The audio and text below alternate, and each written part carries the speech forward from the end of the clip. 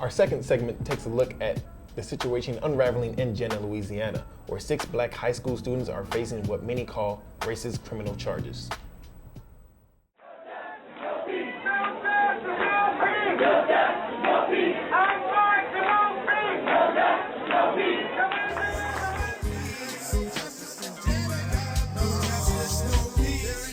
Everybody should be here. I'm not here for none of that. I'm here to make sure my people get free in my lifetime and my children's lifetime, because enough is enough. On September 20th, 2007, over 20,000 people took time out of their week to visit a small town in the heart of Louisiana.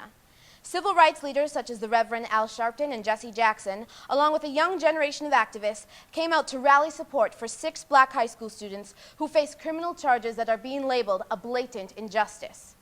The situation in Jena follows a sadly familiar storyline. Blacks do something totally legal and justified, but whites don't like it, so some white kids hang nooses. The black kids hold a silent protest. Fights break out, and when the white kids do the beating, they get a slap on the wrist, a little probation. But when black students beat up a white kid, an original aggravated assault charge turns into attempted second-degree murder, thanks to this guy, District Attorney John Reed Walters. It takes a while for the story to make national news. While the critical incident took place in December of 2006, an article by Howard Witt in the May 20th edition of the Chicago Tribune first broke the story. What might become overlooked in this case is that there was a good deal of outrage over Jena before the Chicago Tribune piece, thanks to the relatively new blogosphere of concerned black citizens. Utilizing the power of the internet, black bloggers, many of whom write hip-hop music blogs, helped raise awareness of the story and gathered national support for the 6 boys awaiting trial. To many, this development marks an evolution towards a new civil rights generation.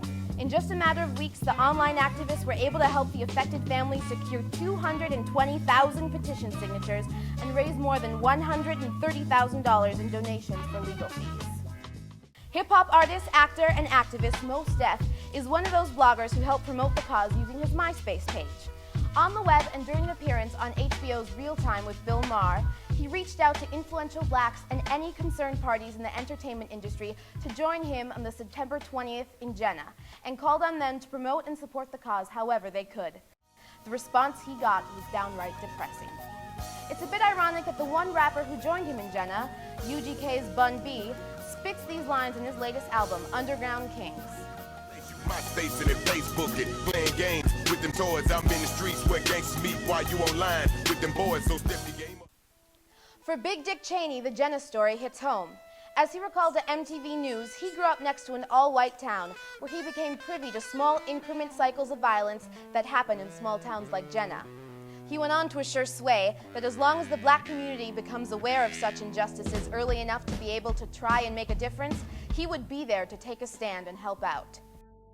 Mos Def was clear about his disappointment with rappers and entertainers not showing up to Jena in his interview with Sway. He exclaimed, Mother got all these private planes and you supposed to be landing here on top of the courthouse. What else takes priority? You stunt when it's time to come out and get a photo op. You stunt when it's time to stunt for nothing. And it's stunt now. So why didn't any more rappers come out and support the Jena 6?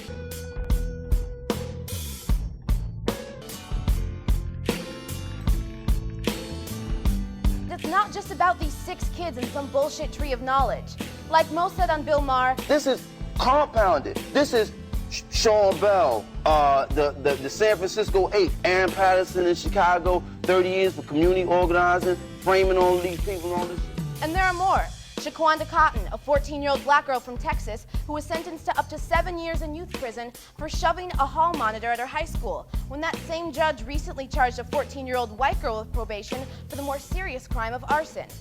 There's Janarla Wilson, an honor student and star high school football player who's serving 10 years without the possibility of parole in Georgia State Prison just because he got head from another high school student.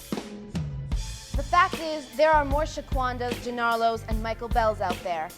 Thanks to the power of the internet, the masses might be able to find out about them before it's too late. But you also have to realize that you need to be in the know about blogs and websites like colorofchange.org and freethejena6.org. Whereas most people in America have cable, and all you gotta do is say, "Free the Jena 6" while you're checking out Roxy on 106 in Park to make a little bit of difference.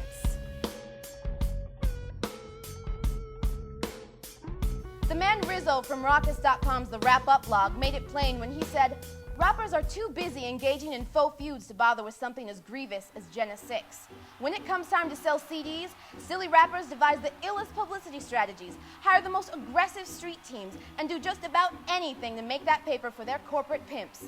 But when some of those kids that they'd normally sell CDs to need them to lend their resources to a worthy cause, same rappers simply turn their backs.